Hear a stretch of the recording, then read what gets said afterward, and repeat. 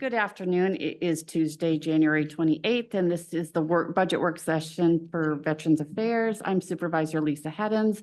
We'll go ahead and acknowledge who's all here and then have you two. So, Supervisor Linda Merkin. Director of External Operations and County Services, Sandra King. Director of Internal Operations and HR, Alyssa Wignall.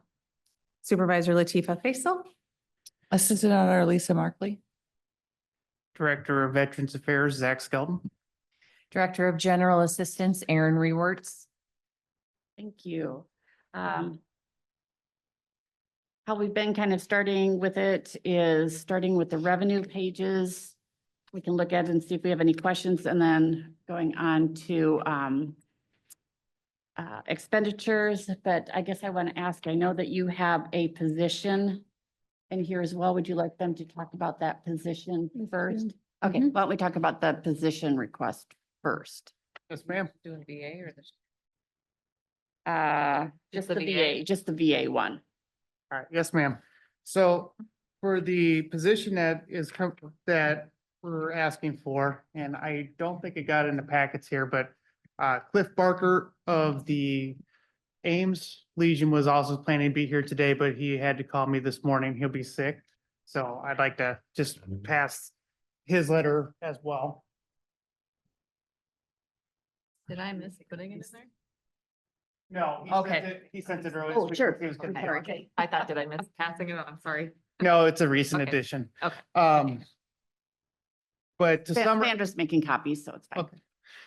To summarize his in there, they within the community see a need also for our veterans to go. So my wife has a phrase that I'm going to steal here, which is the reward for good hard work is more good hard work. And it's a good problem to have, but every time we have a veteran come through and they're happy with their service, I get two of their buddies that come back through and they say, "Oh, you helped out Jim so much. Can you help me out?" And it's great to have this as a problem, but I can see my calendar filling further and further out. And what I try to demonstrate here, I've got the memo on here, which just the highlighted parts on there. Between our office, we have one employee assigned, that is me. I have, fortunately, Erin, who's a wealth of knowledge, but she is director for her own department with more people, more budget, more responsibilities. But I'm getting quite a few hours from her admin assistant, and we talked van this morning for having people use the van. All of the logistics of that, calling our volunteers, coordinating rides, calling in volunteer, or coordinating with the VA is being taken care of by that admin assistant. All the cards you see in the county office, she's taking care of that. And then just through time that I put in beyond what the time or the time that I put in that's beyond 40 hours in a week. Together, that all adds up to an average of 22 hours every week that's being put in that we can account for, let alone other things that maybe are 5 minutes here, 10 minutes there that aren't getting jotted down. But we did have the admin assistant, Aaron and myself all wrote down for a period of time what those are, and it came out to an average of 22 hours. So there definitely is work to be done. Meeting with veterans takes about 61% of my time, and I'll have the breakdown of how I figured those numbers here on the next couple pages. But my fear is that if we have a requirement of the number of veterans coming in, and we have a capability of how many people I can handle to do service for within a certain time period. If we exceed that capability, then either each veteran that comes in is going to get a lower quality of service, or we won't be able to handle every veteran that comes in. And that's my fear going forward. So if we go forward, I've got the position in the pay, and I'll leave those for the moment. I'm going to switch from the pink sheets I have in front of me to the ones that have color. And if you need any copies that do have color, I've got a few of those as well.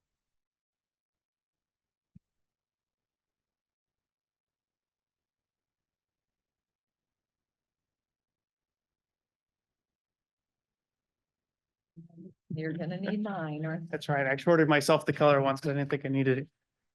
If you go ahead and turn to the one that says county comparisons, though, that's the next sheet that I'm going to go to.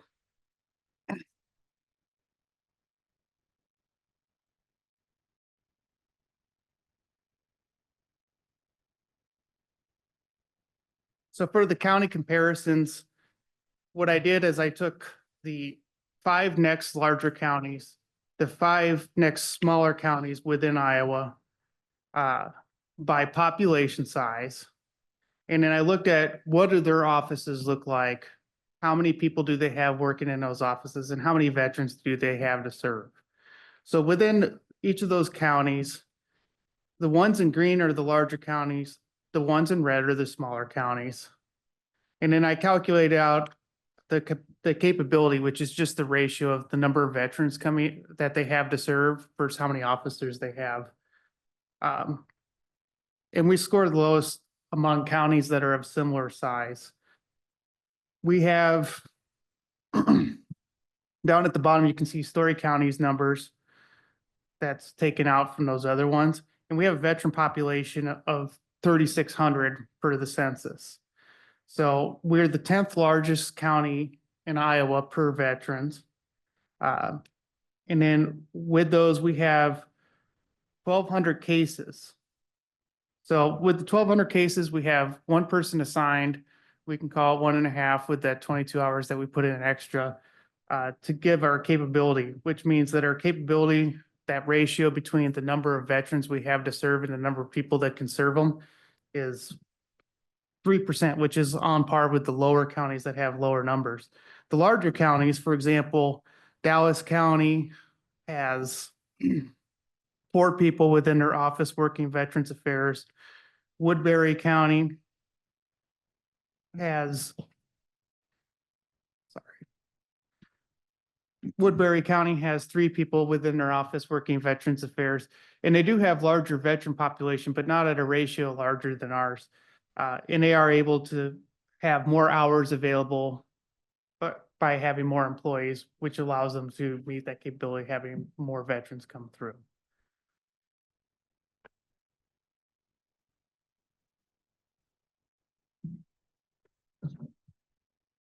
Any questions on that graphic? If we were to be able to fund this position, would Aaron's time still be included in, or would you still be working with veterans, or would 2 officers do that and you could do other community service work, or general assistance work? Talked about that, or? Not probably like specifically, but I think there are definite things that I could probably be involved in if I had more time. We did not consider eliminating, because for the actual to be accredited and trained to do the Veterans Affairs work, you have to do 20 hours a week. And maintain that, on an average or whatever.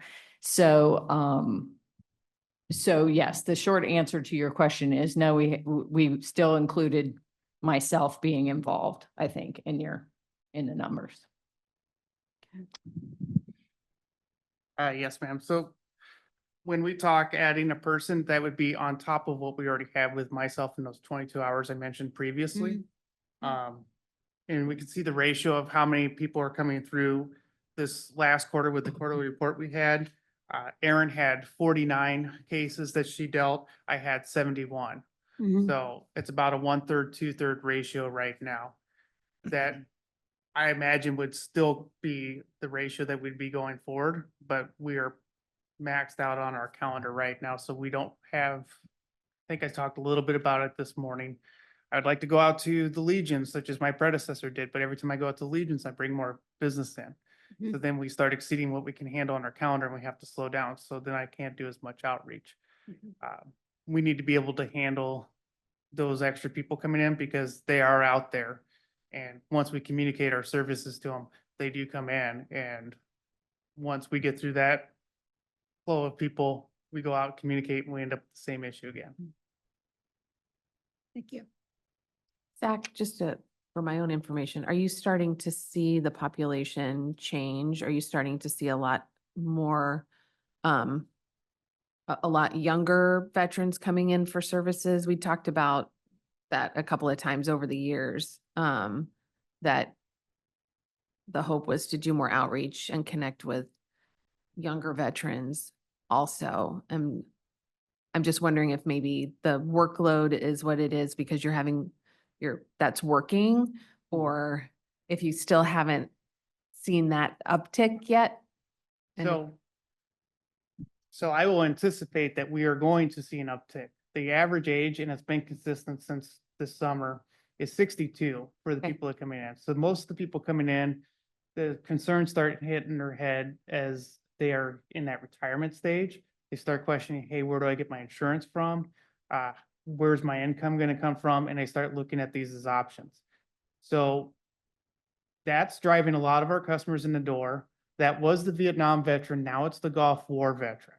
Mhm. Soon it's going to be my generation of veteran, and there's a lot of them. Right, The Iraq, Afghanistan. right. So over the next 10 years, you would see an increase with that.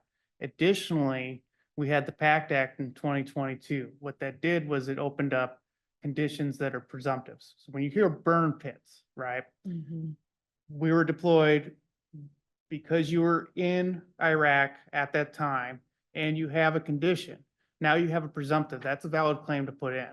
That's affecting younger people because as that generation that was affected by burn pits starts to develop cancers, they're Right. going to be coming in for those claims. And that's Mhm. going to be your 40, 50-year-old people Right. that's of that Iraq, Afghanistan. So for the next 20 years, they're going to be interacting with our office. Okay.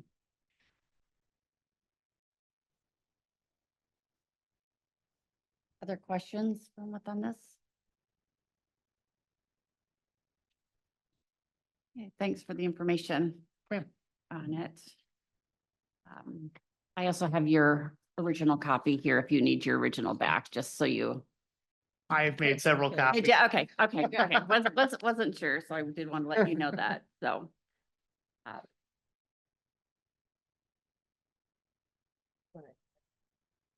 Sure, oh yes, I guess this is your first budget that Yeah. you've gone through. This is my first budget, yes. I'm just making, yeah, so at this particular time, we don't approve staff. We get the information and then as we go through, and before we start, making final determinations, then we'll make, or as we go through all the other budgets and stuff, and then we look at where we're at with like our levies and funding and stuff, then we start making some determinations if we will be increasing any staff or not. So if you're Of looking for course. an answer today, that I'm sorry, that's not going to come today, but it's after we get through the longer part of the process. No, it makes sense. You need to evaluate all budgets first before making Right. decisions. So. Right.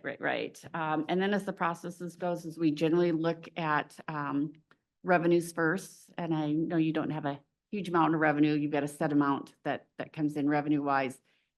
Expenditures is to just kind of have you highlight areas that we should be looking at in regards to your if there are large changes and stuff. We have gone in sometimes in the past, we've gone line by line. Or sometimes we'll just look out and say, okay, we see something that's got a 40% increase, we might like you to have a Mhm. explanation for us on that. And even if it's just, well, that's just the economy and that's what things are running right now. A little Well, bit more on that. fortunately, I don't believe there will be many surprises on that. So- We've been very consistent on this, so. Yeah. So I don't know if anyone, I'm looking at the narrative page on 200 and I don't know if anyone has any questions on the revenue portion, because that's pretty standard of what you receive. And if not, we can go on to the expenditures. And Lisa, what you usually say is what they're looking at the year-to-date use, that's as of December 30th. So we're a little past, this was first pay in January, so we're a little over 50% of the year for the expenses. Okay, Okay. And you don't need to go over like FICA or benefits or anything like that, because those are things that Lisa's just already calculated in. All right, so we'll just go ahead and start here with the non-pay plan staff. Some of them have joined me here today. This be our VA commissioners. And we've got them covered for their meetings. So this is if they were to attend every meeting and pay out, that would be a 1-for-1 even amount. You can skip down, you can start down here with vehicles and you can Okay. skip all that. Excellent. Start with the vehicle. On page 208, the line 250 for vehicles fuel maintenance. We've actually changed that from the previous year. We took out the vehicle we had on there because we returned the vehicle we had for GA and VA to the county. We were having more maintenance issues and we were not using it as much. Just so you know, we're also probably looking at their narrative page on 210. Okay.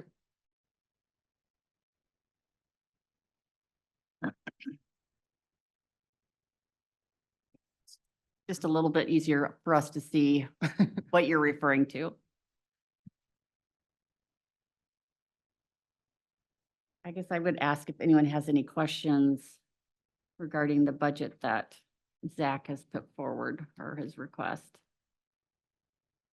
I don't have questions necessarily, just noticing the increase for rent and utilities is quite significant. I think it just speaks to the need that you're seeing. Yes, ma'am. And with the increase the rent to utilities, when I calculated that out, we were doing this in December.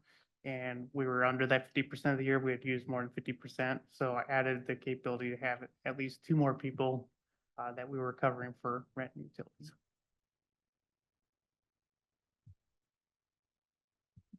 Anyone have any questions?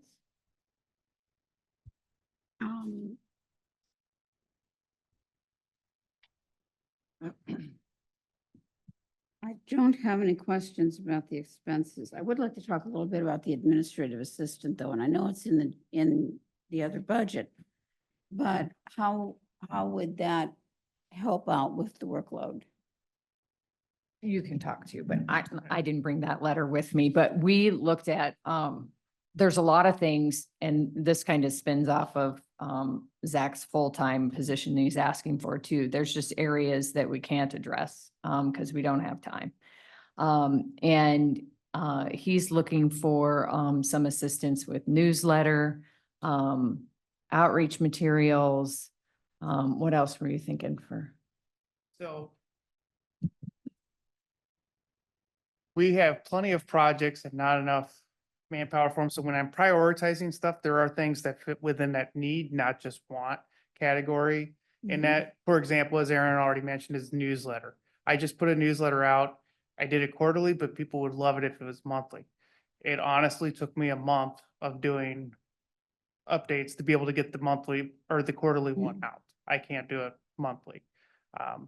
But the information does change that fast and it would be beneficial to our customers to do that. I talked this morning about modernizing our webpage. The information on there is old. It changes. We have a new administration in and changes happen that way. People are first going to go to our page and say, what happened? There is not the time in the day between that and working with clients for me to be able to go to the webpage and say, hey, this is the admin change you see in the news, or this is the PACT Act and this is how this affects it, and put that update in there and meet with the client. So I prioritize, and then the client, of course, is going to be my priority. Then the webpage gets farther and farther behind and people get less and less accurate information. I've had that on my to-do list since September, October. I've done little pokes at it, but just like that newsletter, I did that newsletter when I was doing an Army class. I was outside of office time and I sat there for 2 hours in my Army class. They didn't involve me. So I sat there and finally got my newsletter done. I didn't have any clients. And I wasn't able to work under paperwork. It shouldn't just come down to when I have the time to do a newsletter to be able to put it out. And that's just one example. Newsletters is one, being able to put out advertising and outreach information. Some of the outreach information we have is very old and hasn't been updated. The question we're going to get a lot is the PACT Act that's in 2022. I think some of our outreach information is from 2018, 2019. So it's not even accurate information anymore. And that's going to take the coordination, the time to work with printers to get new materials out and do that. And right now, those things are having to be shifted into priority so that they become as time is available, which means that the materials are never up to date. Mhm. Okay, thank you. I think since we're on this topic, I'm going to ask this question on it. So if you had the admin position, I guess I'm trying to figure out, is there enough work or would it be good for them to take on some of the other stuff for the position that you've just listed for your, your specific position? I'm just trying to think, if you could get at least one position, would that be beneficial to help you out with all the outreach and, with other preparation or outreach or things that you want to do or? Yes, ma'am, it would help with the outreach. The difficulty then comes that the VSO position would do that accreditation. So I talked about it this morning. It was about an 8-month process and I'm 7 months and I'm still waiting to get fully accredited. So it's a long process. That wouldn't be something that admin would pick up. So I would still have the number of veterans coming in. And it would definitely take some of those outreach and administrative tasks off of there. But what it would not take off of the plate that the VSO position that's requested does would be, I could have people when they come in, phone calls that are answered, walk-ins, things like that, that are taking up those extra time. Being able to help those clients. And that's something that you would need to have somebody that's trained as a VSO to do. Gotcha. That direct interaction would be lacking still. Gotcha. Okay. Thank you. I had one little thing. I mean, we have talked about if full well knowing that, 2 positions basically, or a position and a half are a big ask. The administrative part of it would help in many ways. I mean, that is just something that our office we've through, people leaving and CICS leaving and, all those kinds of things, we've suddenly just left ourselves with like not enough people to even, the door traffic, and at one point in my GA life, we had 2.5 administrative assistants, so it just hasn't, we didn't keep up with it like I thought we probably, you know what I mean? I think we just kept having all the changes and going, okay, we'll see what we can do here, if we can make this work and that kind of thing. But the support there is needed for both departments. So If there were a full-time administrative assistant position authorized, you would split it, so general assistants would have 1.5 and VA would have 1/2, correct? correct. Yes, ma'am. Pay-wise, yeah. But they would both be there supporting both departments all day long. Okay. Yeah, I Yeah, mean, it's it's- not like the workload's gonna be split. If- Just Got it. pay. There's Mhm. probably enough in GA for 1.5, and there are, I believe both of you are probably doing admin tasks. Correct. That could And be we've done by, aligned a lot of our yeah. process. So since we've aligned a lot of how we do our intake and such, GA and VA can cover down for a lot of that first intake with people or Mhm. some of the materials. The lines will cross a lot there because we've tried to make sure our office synchronizes that so it's more efficient. And it says the intern position would be discontinued? Correct. Okay. Do you currently have someone that's half-time? Yeah, she's there 2.5 days She's an intern. and the It intern. is the intern. Yep. Okay. Mhm. Yep. And does the intern just do GA or does the intern also do anything with VA? She helps with both, but primarily GA. GA. Because the merging of the VA stuff happened a little bit later and she was already trained on the GA at that time. Okay. But your admin assistants do all your scheduling for your van, the VA van and different things. Answering a Okay. lot of calls that face-to-face when they come in Yep. and do walk-ins. Yes, ma'am. I have a question regarding grave markers. What's that face? We love grave We talk a lot about grave markers. Well, I'm glad I could, I was working on an order for that this morning. At one point in time within the last few years, it seems like the city of Ames was like, give us some more, give us some more, give us some, what's going on with that? So that's being driven by the Ames Legion. One of our commissioners, Doug Sargent, has been leading that with the Legion, and they, through their funds, been able to get quite a bit. They had 260 that they needed when we came in. They're down to 130.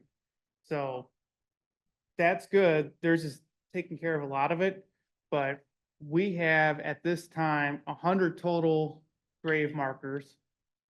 I'm needing to order some new ones because we're seeing an increase in the peacetime ones, and we're out of those, for example. That's our inventory of them, and they cost, what is it, about $60 each and $10 for a pole. So it comes out to be quite a bit to have them and maintain them. But what happens is people come and pick them up, they get lost in nature. The person mowing the lawn at the cemetery hits them and they go flying. So I've got a person up with the Gilbert Cemetery. He comes by and he's got a list of ones that have been destroyed and they need to have replaced. That's gonna come out of ours because chapter 35 says that we're gonna take care of graves, and that's part of what we do for our job. So those legions are doing it. We're saved by the fact that the Ames Legion has taken a large amount of this on their shoulder, but the true responsibility of it by Iowa code does lie with us. Okay, thanks. I think it's actually to provide one grave marker. Right. But then what do you do when they do get Right. destroyed? I mean, so Yes. Okay. Any other questions, comments? No? Assuming that the $10,000 allocation is on the table legislatively, they're not talking about changing that at this point? Correct. They're not talking of changing that. The only legislative things this year are increases, and that's for stuff at the State Department. So there's nothing on the county level that they're looking to take away. I guess not not directly related to this budget, but it may indirectly, and I'm not sure, is with the freeze at the federal level, is that going to affect any grant funding? The individuals that you are serving? I mean, is that something that needs to be on our radar?